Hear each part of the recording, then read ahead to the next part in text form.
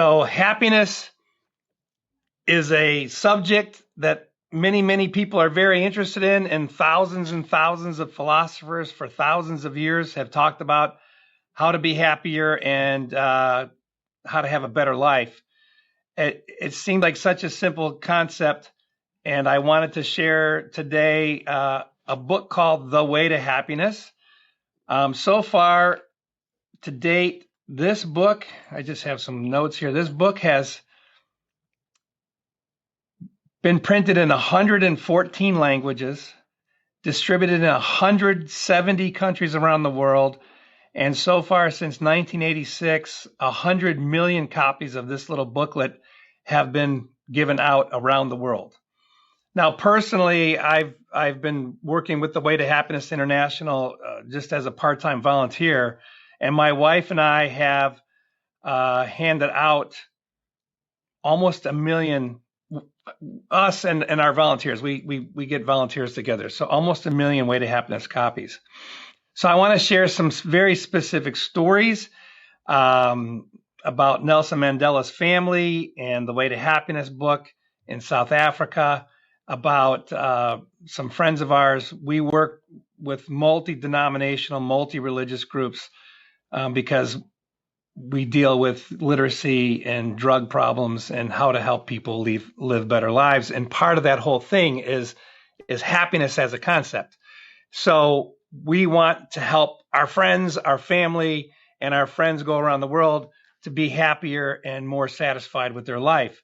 So really quickly, in the booklet itself, and I'm going to show you different copies. My wife was just in Miami yesterday. This is Dr. Martin Luther King. Yesterday was Dr. Martin Luther King's Day in America.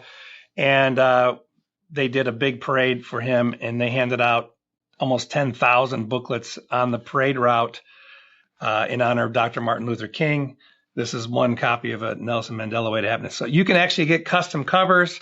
This little booklet, there's 21 precepts, but I'm Irish mostly. This is in Gaelic. You can get it in different languages. This is a peace festival we did in Arizona. This, I think, I'm not sure. I don't know if this is Kosi or not. We had to do a special, because we were dealing with the tribes of South Africa. We had not had the Way to Happiness translated yet into Kosi. And because we're dealing with people who spoke Kosi, we had to get the translation done, and we got it done. And, well, I didn't get it done. I don't speak Kosi. But we basically worked with the organization, and they had it translated into Kosi for our friends in South Africa. So I want to just say one thing. In the front of the book, it says, why did you give me this book? And I love this answer because it says, your survival is important to me. And people are like, this is a powerful sentence. Your survival is important to me. Why? You don't know me. I said, well, I have seen many different people with many different languages in many different parts of the world. And I can say with a common denominator that I've found that people do want to be happier, and they do want to be more successful, and they do want to live on a nice planet. And there's a basic common denominator amongst all people, and is that we're trying to survive in a very good way. And that includes our ability to communicate with others and achieve our own purposes and goals in life.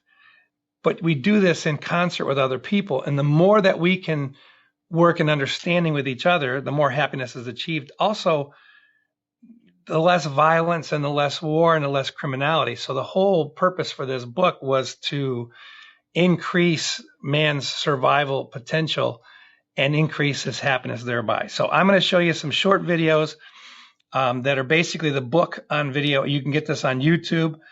It's called The Way to Happiness. It's very easy to find. Also, there's thewaytohappiness.org is the actual international foundation, and you can see the videos there. You can get copies of the book. There's educators kits. So let me just show this first one because it really says it better than I do. And happiness are valuable. If one does not survive, no joy and no happiness are obtainable. Trying to survive in a chaotic, dishonest, and generally immoral society is difficult. Any individual or group seeks to obtain from life what pleasure and freedom from pain that they can. Your own survival can be threatened by the bad actions of others around you. Your own happiness can be turned to tragedy and sorrow by the dishonesty and misconduct of others. I am sure you can think of instances of this actually happening. Such wrongs reduce one's survival and impair one's happiness. You are important to other people. You are listened to. You can influence others. The happiness or unhappiness of others you could name is important to you. Without too much trouble, using this book, you can help them survive and lead happier lives.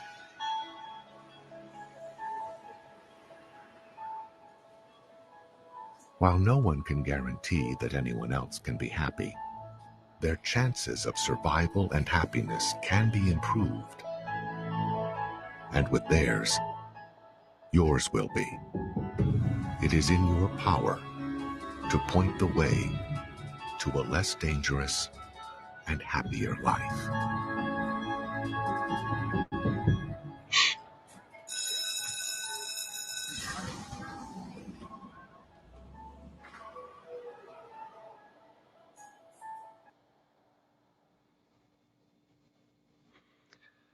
Okay.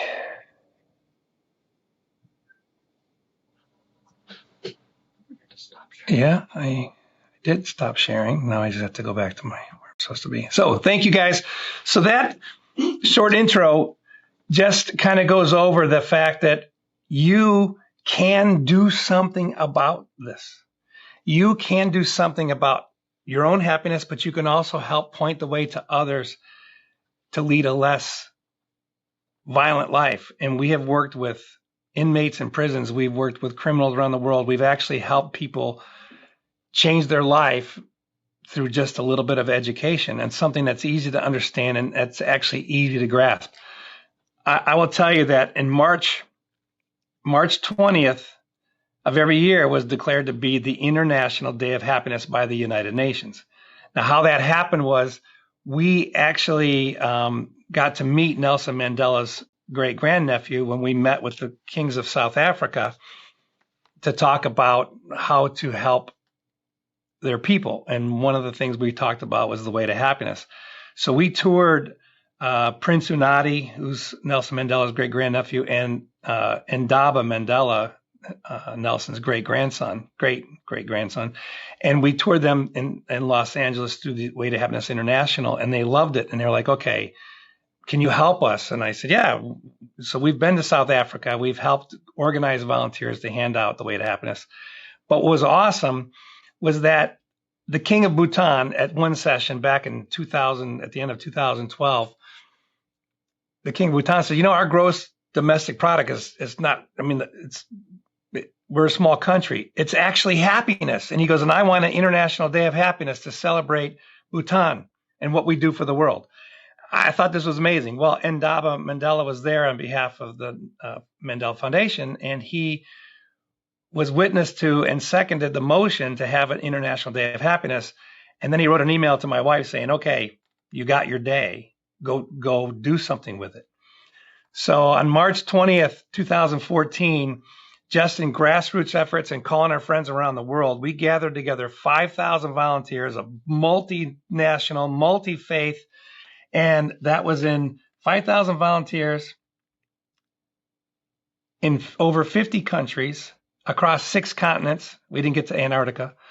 But we handed out 350,000, so over a third of a million, 350,000 of the Way to Happiness booklets in one day. And it was kind of like, you think you're one person, you can't have an effect.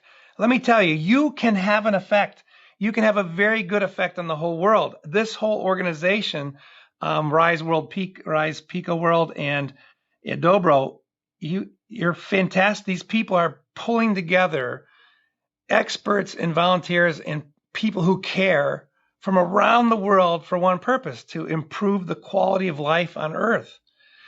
And I can tell you from experience over 20 years that this little booklet is something you can use because you can get it.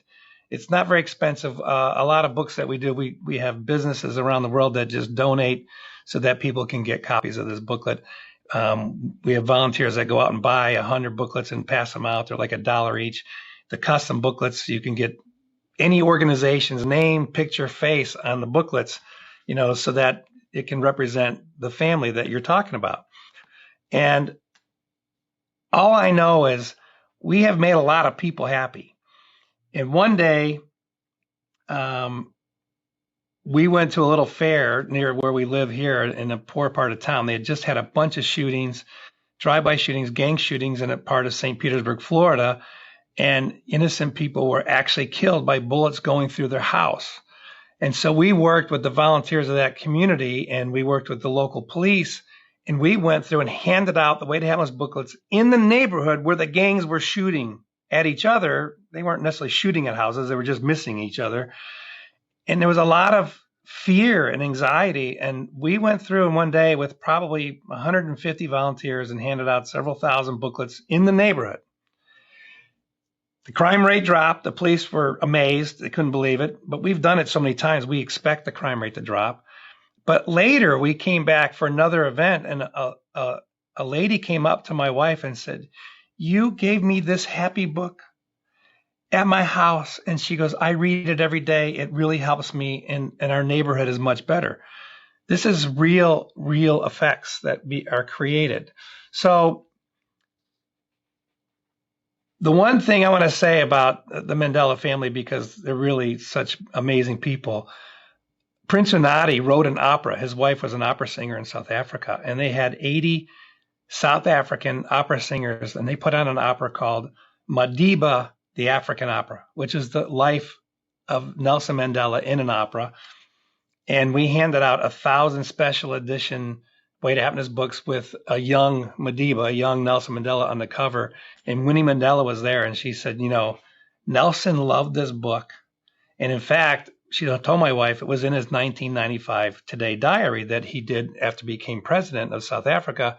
He wanted to give his people quotes from famous people around the world: Socrates, John F. Kennedy, famous, well-loved philosophers, and people who had done good for Earth.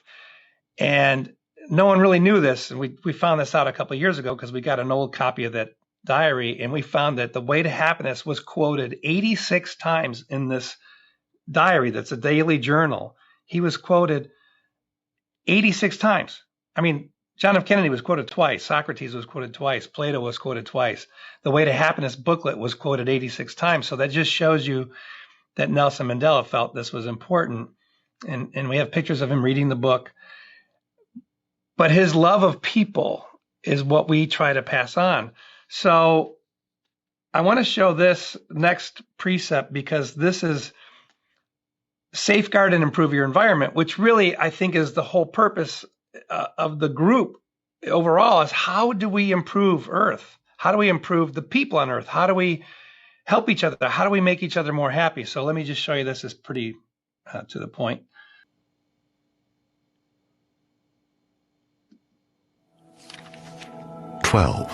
Safeguard and improve your environment. Be of good appearance. It sometimes does not occur to some individuals, as they do not have to spend their days looking at themselves, that they form part of the scenery and appearance of others. And some do not realize that they are judged by others on the basis of their appearance.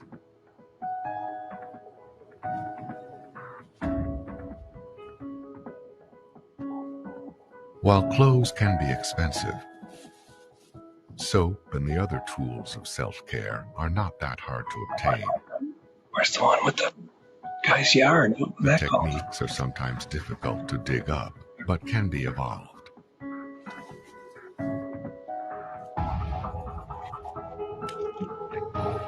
In some societies, when they are barbaric or become very degraded.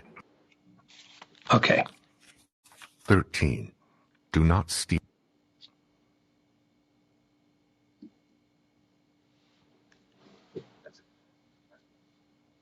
Okay. Oh, I stopped sharing. Okay, you can see me, right, Ivani? Hello? You won't hear. Yes, Oh, yes, right. we Okay, can. good. Yes. All right, good. So there's another video that shows about how do you actually take care of Earth too. I thought I had that one, so I didn't. But let me continue. Idobro and Rise Pico World are working to improve our environment.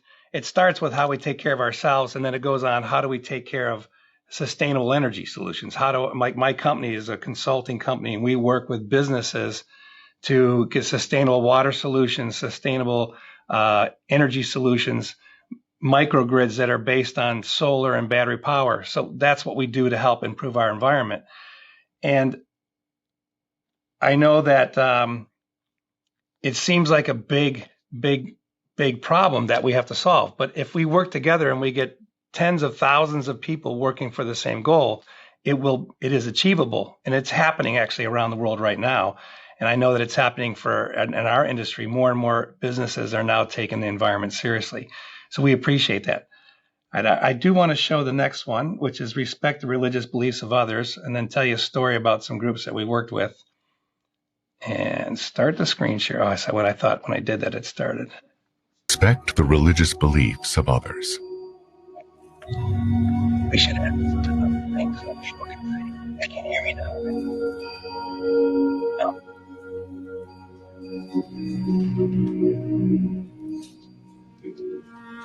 Tolerance is a good cornerstone on which to build human relationships. When one views the slaughter and suffering caused by religious intolerance down all the history of man and into modern times, one can see that intolerance is a very non-survival activity. It's hard. Religious tolerance does not mean one cannot express his own beliefs. It does mean that seeking to undermine or attack the religious faith and beliefs of another has always been a short road to trouble. Philosophers since the times of ancient Greece have disputed with one another about the nature of God, man, and the universe. The opinions of authorities ebb and flow. Just now, the philosophies of mechanism and materialism, dating as far back as ancient Egypt and Greece, are the fad. They seek to assert that all is matter and overlook that, neat as their explanations of evolution may be, they still do not rule out additional factors that might be at work, that might be merely using such things as evolution. They are today the official philosophies and are even taught in schools. They have their own zealots who attack the beliefs and religions of others.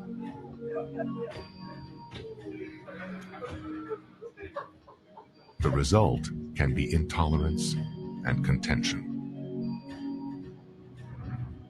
If all the brightest minds since the 5th century BC or before have never been able to agree on the subject of religion or anti-religion, it is an arena of combat between people that one would do well to stay out of.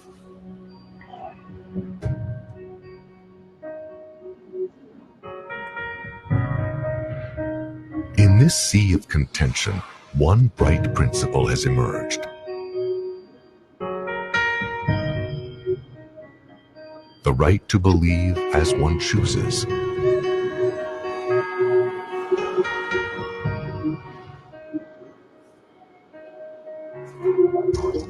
Faith and belief do not necessarily surrender to logic. They cannot even be declared to be illogical. They can be things quite apart. Any advice one might give another on this subject is safest when it simply asserts the right to believe as one chooses. One is at liberty to hold up his own beliefs for acceptance. One is at risk when he seeks to assault the beliefs of others, much more so when he attacks and seeks to harm them because of their religious convictions. Man, since the dawn of the species, has taken great consolation and joy in his religions. Even the mechanist and materialist of today sound much like the priests of old as they spread their dogma. Men without faith are a pretty sorry lot. They can even be given something to have faith in. But when they have religious beliefs, respect them.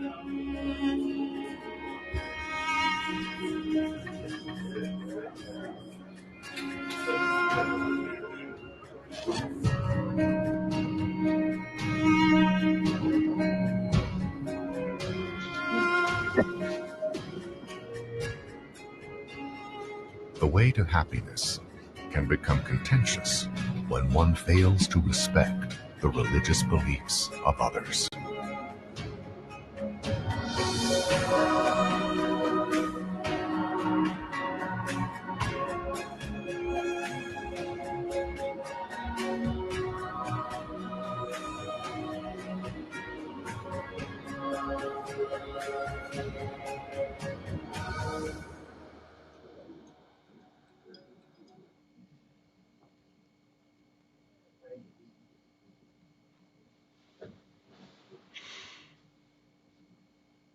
Okay, so missed the comments. So basically, my wife and I have been working with different religious leaders from around the world for the last 15 or 20 years with one thing: to bring together people of any faith, and to do socially acceptable activities, whether it's increasing the literacy of children, whether we talk about how to get kids off drugs or how to get people off drugs or how to stop the drug problem.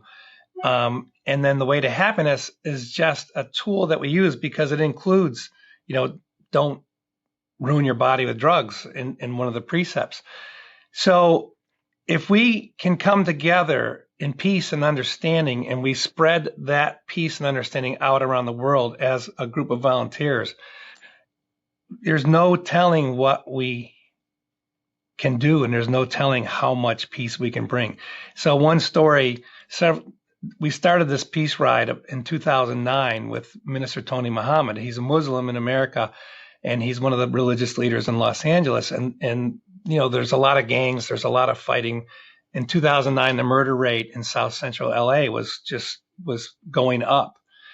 And Minister Tony came to us and said, listen, I want to start a peace ride. We said, okay. And we were friends with him. We worked with him on other projects around the country. And so we got together with the first 100 different bike clubs, motorcycle clubs. And some people called them gangs. And they said, we're not gangs. We're just we like to ride motorcycles. So we got together. We handed out 10,000 Way to Happiness the first Sunday that we did this. It was so successful. We had the police worked with us. They escorted us, and we rode our motorcycles all through South Central LA and the most dangerous parts of Los Angeles. And the kids would come out, and we would hand out the Way to Happiness. And they were like, what are you guys doing? And Minister Tony would talk to us. He goes, we are united in peace. And that was the name of his organization after that. And every one Sunday, every month, we all got together, and Magic Johnson Park in South Central LA got together, and we ended up having 1,000 motorcycles and specialty cars got together for a ride of peace all around South Central. Let me tell you, 1,000 people gathered together, handing out the Way to Happiness, and we met in Magic Johnson Park at the end of the day, and we had 10,000 people holding up their Way to Happiness and saying, we are united in peace. And it was, I have pictures of this. It's just so amazing when you can sit there and see multi-religion, multi-race, no hatred, and respect for each other, but also coming together with a common purpose to help other people. And we had dropped the murder rate 50% after doing these peace rides. And I'll admit, after several years of it, obviously other people have kept it's still going today. So there's different groups that keep it going. The peace rides go on once a month. But there was about a year where the peace rides stopped because all the different organizers went off to do other projects. And the chief of police called Tony Mattis, please. He goes, the murder rate's going back up. And he goes, it's not just South Central. You're affecting everything. He goes, please start the peace rides again. And so they did. Those are special moments when you can actually create a difference on a city as huge as Los Angeles. It was amazing. So that was an important thing to share. And also now the other one is do not harm a person of goodwill. Now think about this. Are you a person of goodwill? Of course you are. Do you mean good things? Do you have good intentions towards other people? Well, we want to teach many, many people not to harm a person of goodwill, and immediately think of teachers, ministers, firemen, policemen, volunteer workers. So, we want to have an impact on the world. Well, this is one way to show it. So let me show you this one. Start the screen share. And this one, do not harm a person of goodwill. Good. And share. Oh, I see it. It's the only way to share it. Okay, good.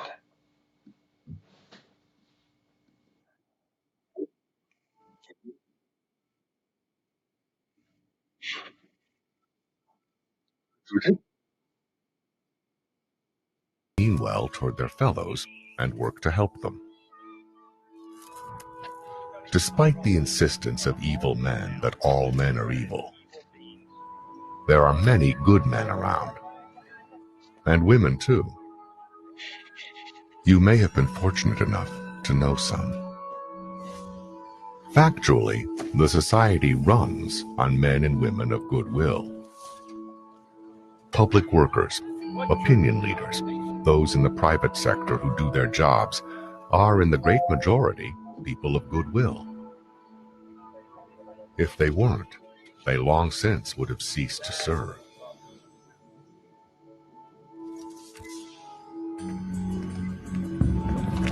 Such people are easy to attack. Their very decency prevents them from overprotecting themselves. Yet, the survival of most of the individuals in a society depends upon them. The violent criminal, the propagandist, the sensation-seeking media, all tend to distract one's attention from the solid, everyday fact that the society would not run at all were it not for the individuals of goodwill. As they guard the street, counsel the children, take the temperatures, put out the fires, and speak good sense in quiet voices, one is apt to overlook the fact that people of goodwill are the ones that keep the world going and man alive upon this earth. Yet such can be attacked, and strong measures should be advocated and taken to defend them and keep them from harm. For your own survival and that of your family and friends depends upon them. The way to happiness is far more easily followed when one supports people of goodwill.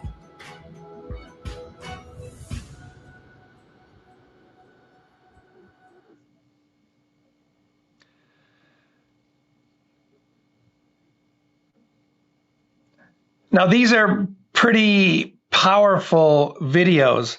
I was in Colombia and in South America, and I don't know if you guys remember this, but at one point, you couldn't go to Colombia.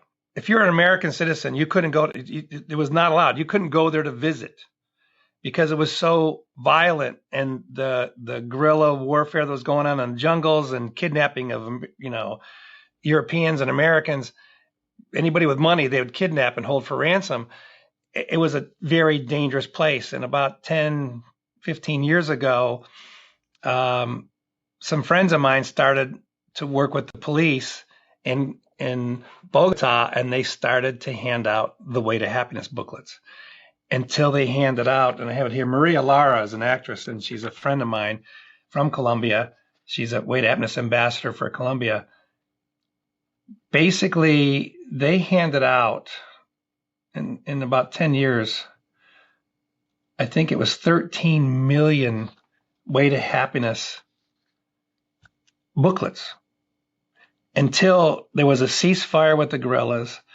The president said to the religious leaders, he said, you all need to come together and you need a solution, because the guerrillas in the jungles were recruiting kids who were 10, 11 years old. So a lot of the guerrillas were kids, little kids. I mean, young teenagers. And they said, how do we put them back into society?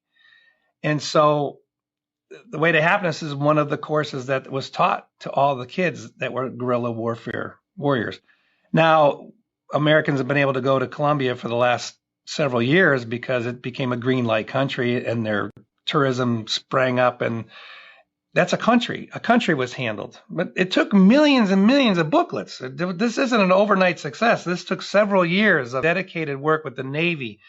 One of my friends was an Army general, and he actually worked with the president. He said, we're going to do this. And Maria Lara was taken out as the celebrity in the jungles, and she would talk to thousands and thousands of Army fighters in Colombia until everybody's like, oh, okay, good. And it started having an effect. It actually brought peace and calm into Colombia. It's called the Colombia Miracle.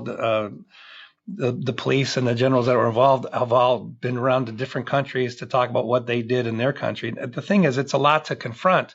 Even like when a teacher's getting attacked by a gang member and 25 little kids come out and surround them, and you think, this is the power of you. This is the power of people. We can make a difference.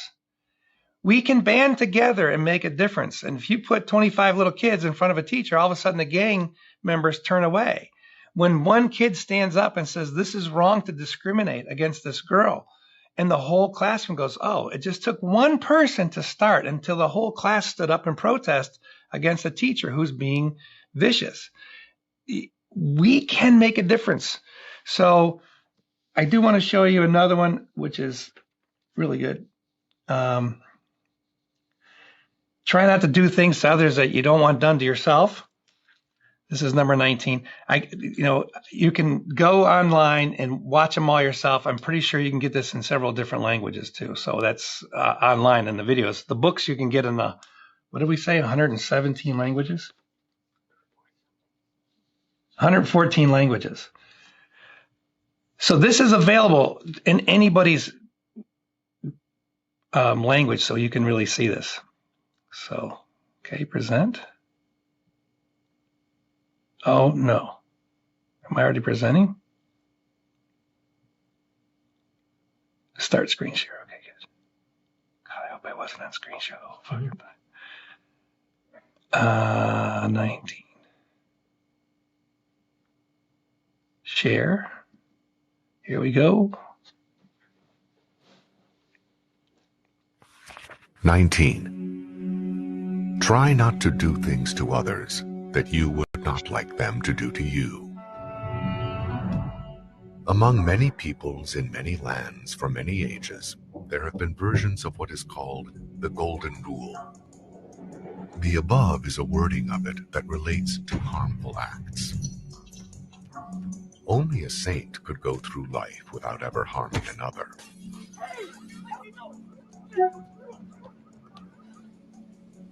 But only a criminal hurts those around him without a second thought.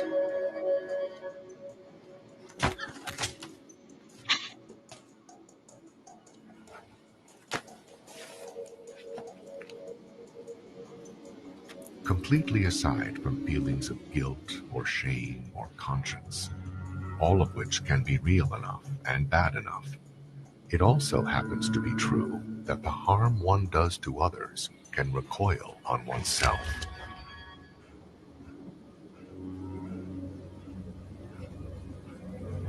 Not all harmful acts are reversible. One can commit an act against another which cannot be waved aside or forgotten. Murder is such an act. One can work out how severe violation of almost any precept in this book could become an irreversible harmful act against another. The ruin of another's life can wreck one's own.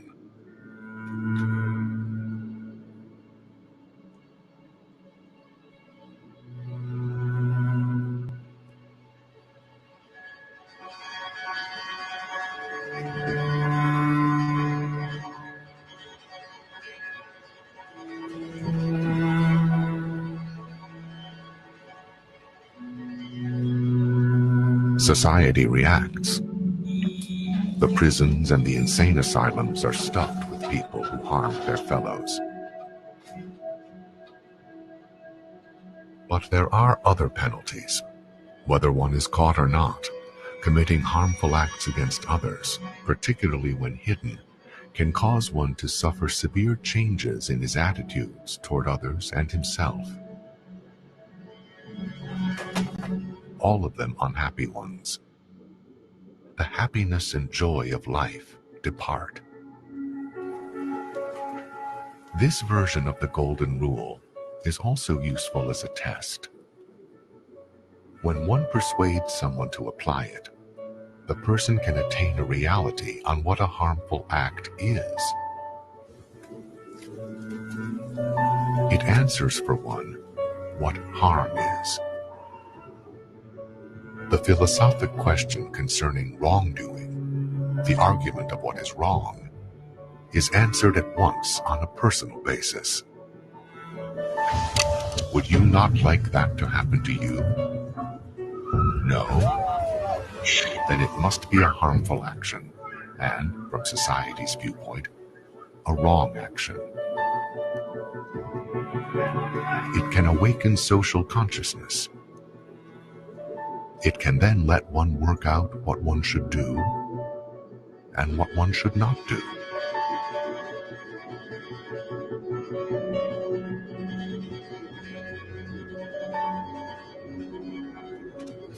In a time when some feel no restraint from doing harmful acts, the survival potential of the individual sinks to a very low ebb.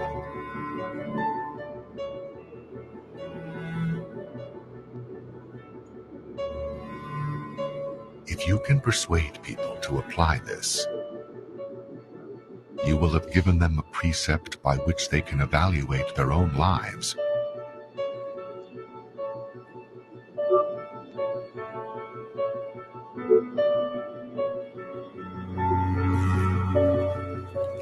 And for some, opened the door to let them rejoin the human race.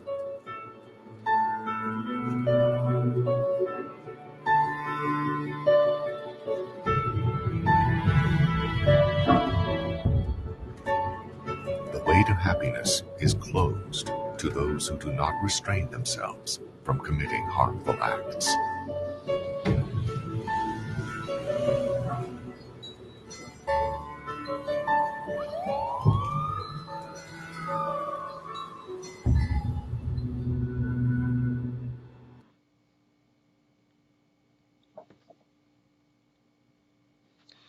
Okay, so that is the negative side. Try not to do things to others you don't want done to yourself. And the positive side is precept number 20, which is try to do things that you want people to do to you. And I'm not going to show that one. It's a longer video. It's, I think, 8 or 10 minutes long, but it is the positive side of it's pay it forward, do things to others. And that video is powerful too. I can just tell you this, these are powerful videos. The book itself is powerful. For people who can't read, the videos work because it helps people to wake up and go, wow, before I commit this crime, maybe I should look just a little bit into the future and see what's going to happen to me. And by raising the awareness of people, we find a drop in crime rate. So I'll give you another example, very specific to this, is in Portland, Oregon. The lockdown was tough on the world. Lockdown, it isolated people. It actually kept people away from each other in fear, and people's incomes were crashed. It was a really, really tough time for this whole planet. And in Oregon, it was tough. And there were certain cities around the country that had a lot of riots. In Portland, Oregon, there was a neighborhood that had a riot every single night. And no one knew what to do. The police couldn't stop it. The police were staying away. And a group of volunteers said, well, we got nothing to lose. They mailed out, because it was unsafe to walk around, they mailed out 46,000 copies of the Way to Happiness book into the neighborhood where the riots kept occurring, because it kept occurring in one neighborhood. So they did 46,000 households with the Way to Happiness. And this is a true story. The next day, the riots stopped and did not start up again. Miracle? Coincidence? I don't know. But after over 20 years of handing out the Way to Happiness with different volunteers around the world, I see things that I believe we can make a difference, and that people do want to be happy. And even criminals have changed their life when they realized how much damage they did and they could change. So there's forgiveness, there's gratitude. There are many parts of this dynamic of happiness, but miracles can occur. It does take a lot of effort. It does take a lot of time. It does take someone who cares enough to sit there and get volunteers together to donate 46,000 copies of the Way to Happiness and then get the mailing list and mail it out to the people around where they live. These were people who lived in this neighborhood. So you can do something about it. It's true. Now, the next one I want to show you is really cool, because we live in a world where you go to work, or sometimes and it feels like there's too much pressure, or someone's demanding too much out of you, or you're not good enough, or you don't feel good enough, and you don't know if you're not powerful enough. And what do you do when there's suppression? What do you do when you don't think you can fight? Well, this is called Flourish and Prosper. It's chapter 21. It's the final chapter of the Way to Happiness book. And let me just present this. Share the screen. Go to 21. Share.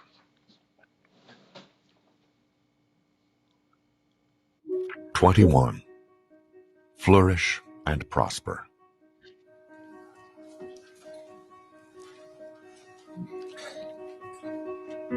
Sometimes others seek to crush one down,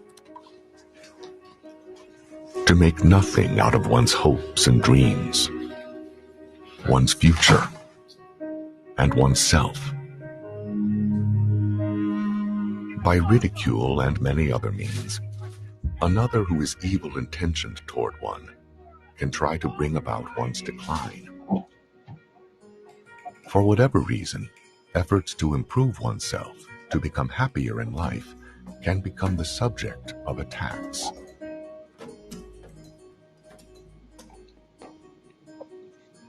It is sometimes necessary to handle such directly. But there is a long-range handling that seldom fails. What exactly are such people trying to do to one? They are trying to reduce one downward. They must conceive that one is dangerous to them in some way. That if one got up in the world, one could be a menace to them. So in various ways, such seek to depress one's talents and capabilities. Some madmen even have a general plan that goes like this: if A becomes more successful, A could be a menace to me. Therefore, I must do all I can to make A less successful. It never seems to occur to such that their actions might make an enemy out of A, even though he was no enemy before. It can be classed as an almost certain way for such madmen to get into trouble. Some do it just from prejudice or because they don't like someone. But however it is attempted, The real object of such is to make their target grow less and fail in life. The real handling of such a situation and such people, the real way to defeat them, is to flourish and prosper.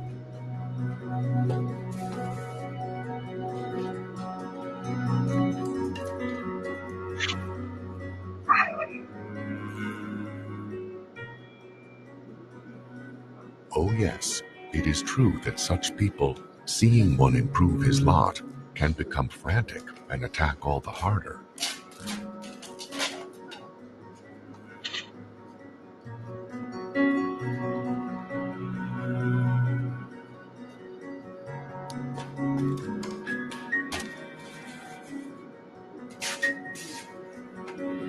The thing to do is handle them if one must, but don't give up flourishing and prospering, for that is what such people want you to do.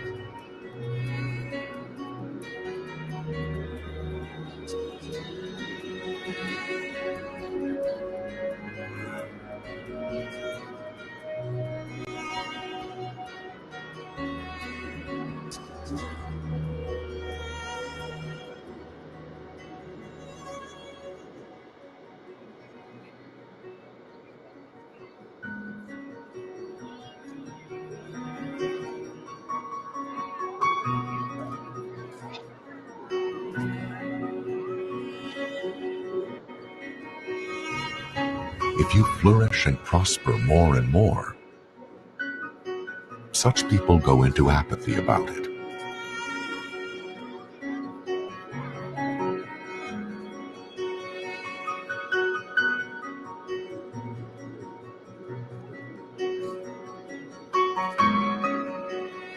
They can give it up completely.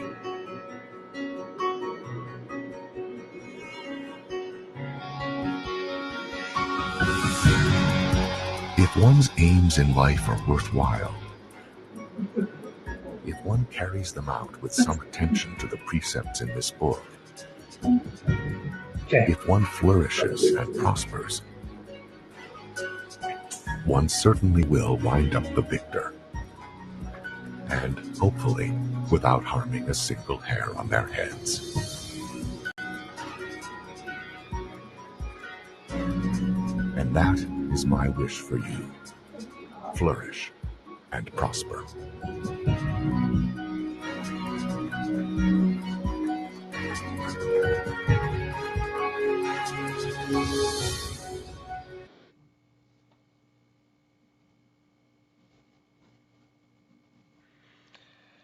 Okay, so I know that this is kind of a lazy way to give a webinar, to keep showing you short videos, but I have seen that video at least 100 times over the last 20 years, and it never fails to inspire me to help more people.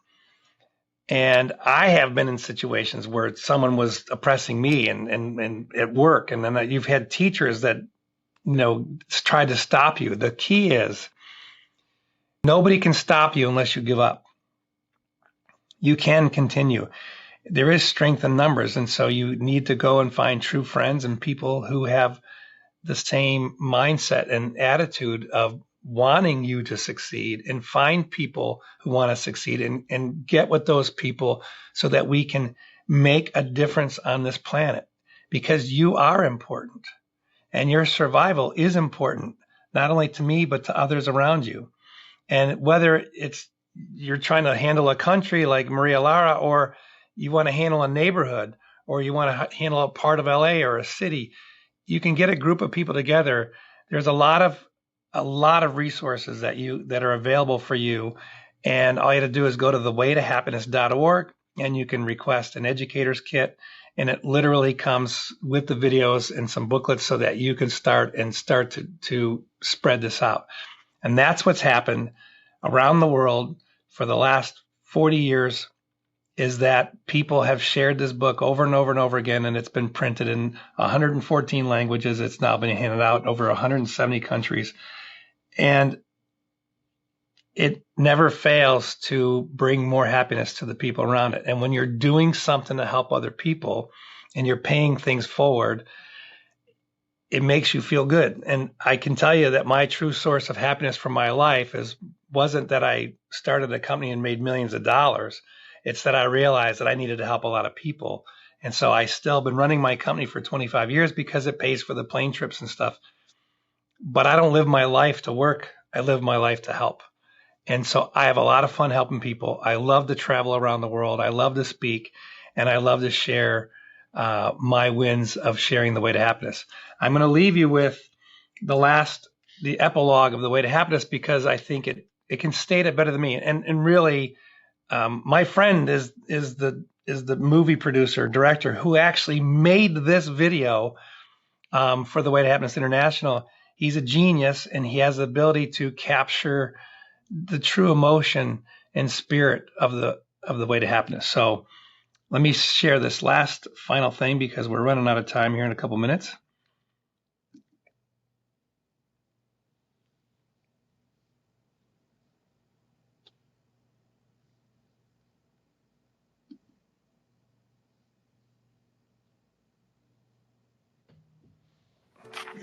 Epilogue.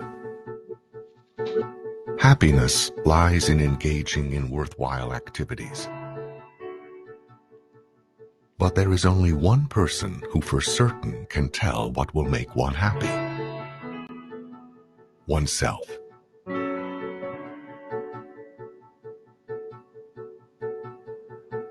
The precepts given in this book are really the edges of the road. Violating them, one is like the motorist who plunges off onto the verge. The result can be wreckage of the moment, the relationship, a life. Only you can say where the road goes, for one sets his goals for the hour, for the relationship, for the phase of life.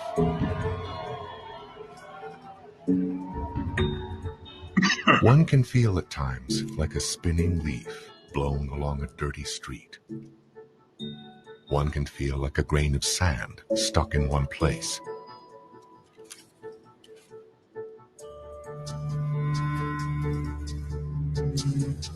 But nobody has said that life was a calm and orderly thing.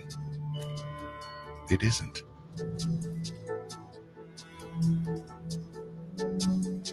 One isn't a tattered leaf, nor a grain of sand. One can, to greater or lesser degree, draw his roadmap and follow it.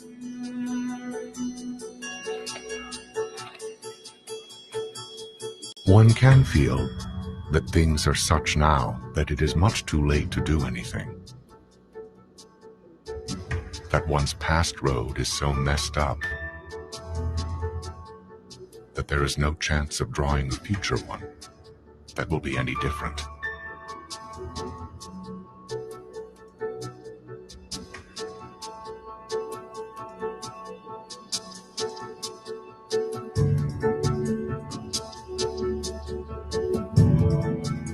There is always a point on the road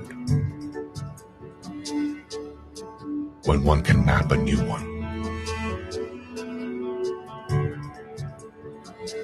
and try to follow it. There is no person alive who cannot make a new beginning.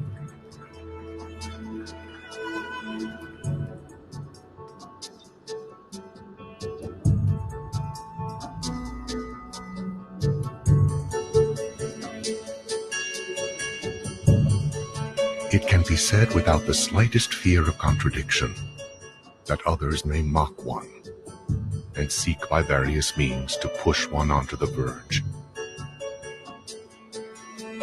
to tempt one in various ways to lead an immoral life. All such persons do so to accomplish private ends of their own, and one will wind up, if one heeds them, in tragedy and sorrow. Of course, one will have occasional losers trying to apply this book and get it applied. One should just learn from these and carry on. Who said the road doesn't have bumps? It can still be traveled.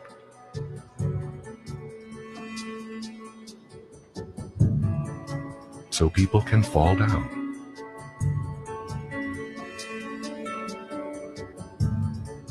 It doesn't mean they can't get up again and keep going.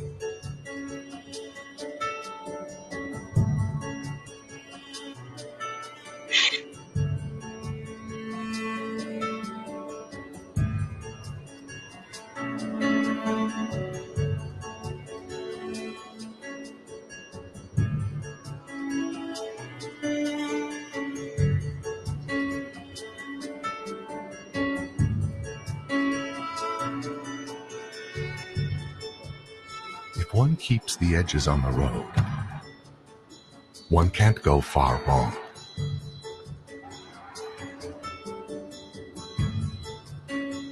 True excitement, happiness, and joy come from other things.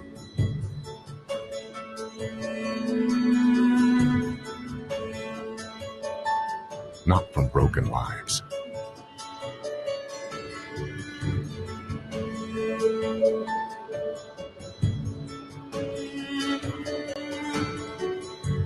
If you can get others to follow the road, you yourself will be free enough to give yourself a chance to discover what real happiness is. The way to happiness is a high... Oh, I don't know. It ended. I think your time ended. No, it's 9:29.